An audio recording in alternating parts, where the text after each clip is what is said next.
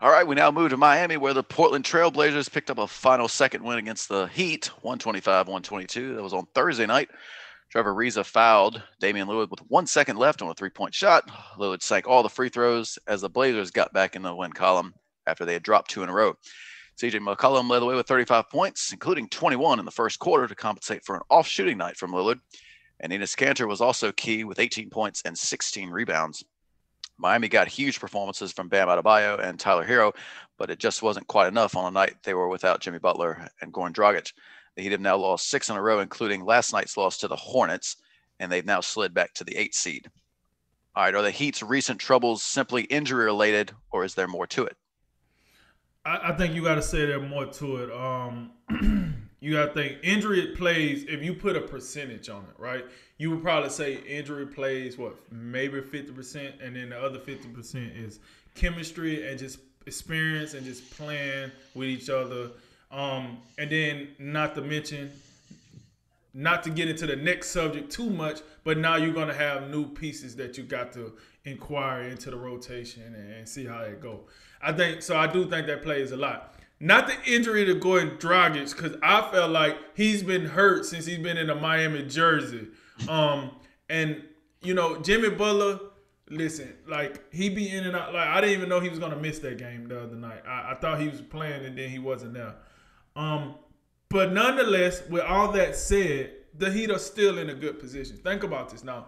You didn't have your leader. You didn't have your main guy. You didn't have your quote-unquote face of the team in Jimmy Butler. You didn't have the guy that he depends on in most games, Goran Dragic. And if you think I'm lying, go back and look at Jimmy Butler's interviews during the NBA Finals last year. He brought up Goran Dragic every single interview, at least once. Hey, man, we missed 7. Hey, man, we need 7. We would be more equipped if we had 7, so on and so on. So that's a guy that Jimmy Butler believes in, but then Jimmy Butler's not there, so I guess you could call that a compound problem. So that's that. Now, on to the game itself, it's just like, hey, man, hold on. Wait a minute. I'll be remiss if I just don't do this one time for the one time. And I'm going to tell you why I feel like the Heat deserves this. We have to understand the Heat was one of the main teams in this trade deadline talk. They made moves in the trade deadline talk. Yet and still, they went out without their leader and played a Blazers team that's pretty hungry right now. That's trying to show that they deserve some respect. One of the better players in the NBA in Damian Lillard, and then one of the better Robins in the NBA in CJ McCollum. And you go play them, you play them tough. Not some old, we're going to mail it in. You play them tough. I mean, I was very impressed with the Heat. I mean, listen, this is why I have a problem sometimes with trade talk for young players. But this is a business. It's a business nonetheless, so it's going to happen.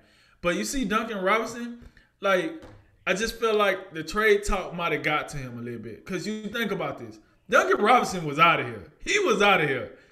If it wasn't for Tyler Herro if it wasn't for Toronto trying to add in Tyler Herro, Duncan Robinson was gone. He would be wearing a Toronto Raptors jersey right now. But Miami said, no, you're not getting Herro, and then we know what happened, right? So I brought that up because I think Duncan Robinson didn't play his best game due to all the surrounding distractions. He kind of disappeared like Jimmy Butler's NBA bubble mustache. He disappeared, and I understand it because when you're a young player, and we seen it with the Lakers last year or 2 years ago. We seen it with them 2 years ago. When you're young and you're just hearing you're out of here, you're out of here, you're out of here, it messes with you psychologically, and that's what I think happened to Duncan Robinson. But it didn't matter. Why it didn't matter? Because you had Adebayo. And you got Tyler Herro. And you got Kendrick Nunn. And you got a couple of others, So it didn't matter, but that's something to look on as far as the future go. How confident do Duncan Robinson maintain as the season goes if he thinks Miami don't really value him? Because that is kind of what it sounds like, right? They want to get him out of there for old ass Kyle Lowry. So, that said, that's them. The Blazers. This is, I thought for the Blazers, it was just a normal Blazers performance, to be honest with you. I was more impressed with what the Heat did. The Blazers, this is what you get. I mean, usually is Lillard with the 35 and McCullough with the 22. They switch spots, no problem with that. Melo drop you 20, but Enes Kanter, Yeah. That's why they won the game. That's why they won the game. Let's go ahead and say what you say, but that's why they won the game. Because Kanter was a beast on those offensive boards. In the fourth quarter, that last 2 minutes of the game, man, let me tell you something. I like Adebayo, but he wasn't getting it done on that board. Like, Kanter was over here one arming it and one, like, he was doing his thing. And I felt like that's why because if you remember, the Heat was up in the last 2 minutes. They was up because you had Herro rolling, you had Adebayo rolling. They was making, on the offense side of the board, they was doing what they were supposed to do. The problem was, when they got the Blazers to miss a shot, they wasn't boxing out Kanter. And Kanter just do his thing, go to the free throw line, and then, like you said, at the end of the game, it came down to Dame versus Ariza, which Damian Lillard is an all-NBA player. But he tends to shoot himself out of good plays sometimes. So I'm not mad if I'm Miami that I got Trevor Ariza on him, because Trevor Ariza is known as a decent to good defender. He's not terrible. So I'm like, all right, cool. Ariza, you got him. That's all we need from you. Whether we like it or not, that was a foul. It was soft as baby stuff. It was softer than baby poop. But it was a foul. You cannot touch the shooter's arm when they're in a shooting motion. He touched his elbow. Graves, did it change the shot? Maybe, maybe not. It doesn't matter. The rule book say you can't do that. He did that. He violated that. The referee called it. As heartbreaking as it is, it's part of the game. And it's not like he fouled, let's say, Robert Covington. He fouled Damian Lillard. Like, let's be real here. Players matter. And if you're gonna go against a superstar, all NBA, all-star player like Damian Lillard, and you're gonna put yourself in that situation, you're gonna get called for the foul. That's just what it is. You're gonna get called for it. A guy like him that's shooting a three with his history, with his resume, you're gonna get called for that. So, unfortunate as it was for the Heat, it is what it is. But they'll be fine as long as they keep playing the way they play. They just need to maintain the intensity that they got right now. Just keep it going. You're going to get Jimmy Butler back at some point. You might get Dragic back. I don't know. You might get him back. I'm not 100% sure. Just keep it going. You're going to work your way back into the mix. It's the Eastern Conference. You will work your way in the mix. You said the jam law between 4 and 9. So you go work your way back in. Yep. So with that said, they'll be fine. So we'll see. Once Jimmy Butler come back and get back in the groove, we'll see. I'm not worried. I think the Heat are fine. And I just think the Blazers was the average Blazers. I didn't see none that blew my socks off. They just was what they were. So that's my opinion on that. I think, and to just, address the question real quick, I think the Heat's issues last night or Thursday night, they were strictly injury related. I think you plug Jimmy Butler and or Goran Dragic in that game and they win it. But of course, I don't know about Goran Dragic. I don't know. I'm with. Okay. I don't know about Goran Dragic. Jimmy Butler, I give you that. I don't know about Goran Dragic. I think the Dragic is important because offensively, Miami without those two guys, they struggle a little bit to run a good offense, and we know how lethal Dragic is. Running offense, running side pick and roll, whatever. He can do that for you. So I think that's why, that's where I'm coming from. If he make it on the court. Well, yeah. Obviously, you got to get out there to handle the ball to have effect. Yeah, Miami, like I said, a little shorthanded. They were very active at the trade deadline, so they only had 9 guys. I'm out here trying to figure out who Michael Strus is. Kind of had a little bit of game to him, though, got to admit. But as you say, as much as we can talk about C.J. McCollum and Damian Lillard closing this thing out, it was Enes Kanter who just – and I tell you, guys like him and guys like Tristan Thompson just get on my nerves. And I know they get on opposing coaches' nerves because Miami you're getting stops late in the game, and you just don't finish it with a defensive rebound. Because any coach will tell you the defensive possession is not over till you get the ball. You have to get the rebound, and they couldn't do it. So Enes Kanter was just fantastic. He was all over the glass, and this can happen from time to time. If you have your main big man, Bam Adebayo, trying to contest something, somebody else has to drop down and help on the glass. So I wouldn't necessarily put it all on Bam Adebayo, but there's probably some plays where he probably could have done better. But I mean, you have to be encouraged that Miami, this shorthanded, was this competitive and had a chance to beat a pretty good basketball team. And Bam Adebayo, that was some performance. 29, 9, 7, and 5 blocks.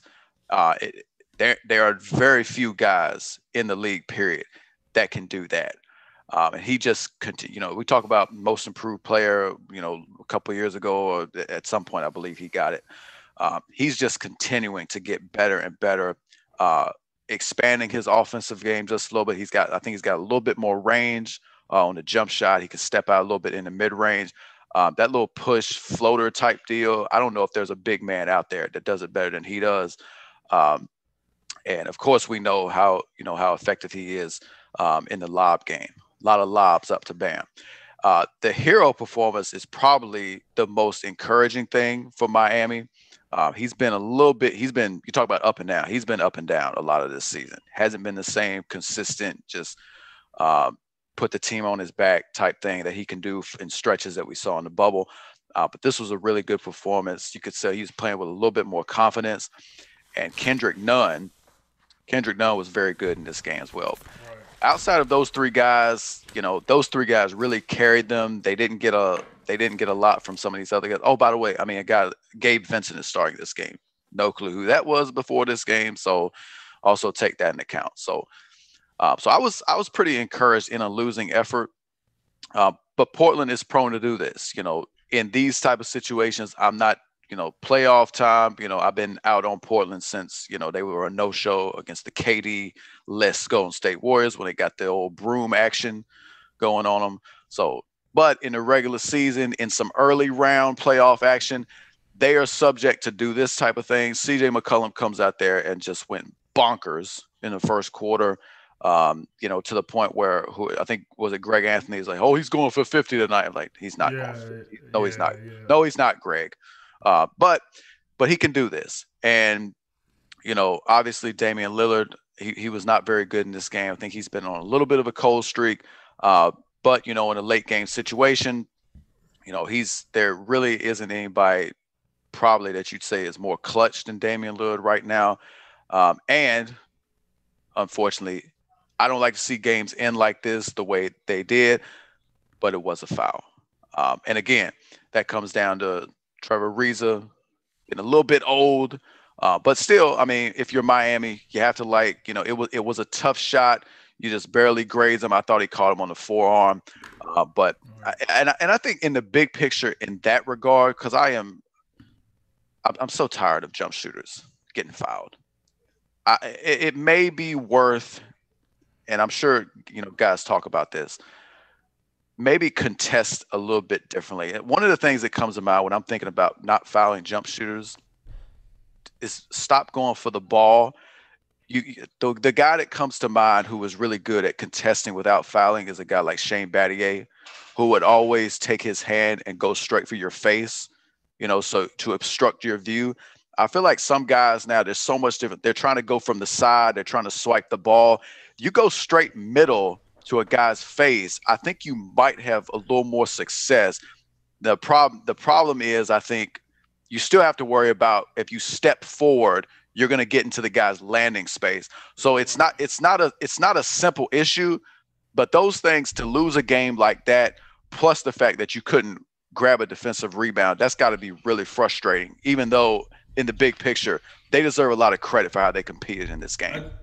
And to your point, Shane Battier played in the era before we had the rip through and I could just jump into the guy's chest and get a foul. Like, it's a lot going on out there that you have to think about now. You know what I'm saying? Shane Battier, to his credit, he played in the era where I could put my hand in your face, But that was before I could put my hand in your face and then do this move, and now Yeah. I automatically go to the free throw line. You know what I'm Yeah. saying? Or I can jump into you and shoot sideways and all this other mess. You know what I mean? Yeah, So it's a little harder for defenders. It is, and I guess I'm just the frustration for me is offensive players. They have so many different advantages off the fact that where a defender is already at a disadvantage because he's reacting to everything the offensive guy is doing, and all the different rules and all different things that we're doing now. It's only helped the offensive player. I'm just looking for as a guy who wants let's at least give defensive players a chance. And even though that was a clear foul, it happens on so many occasions, and games that end like that, they're not good for the NBA. You don't want to see a game end on free throws the way that did. So long term, I think that we just defenders and coaches that are known for defense, hopefully, just got to get better at defending jump shooters without fouling.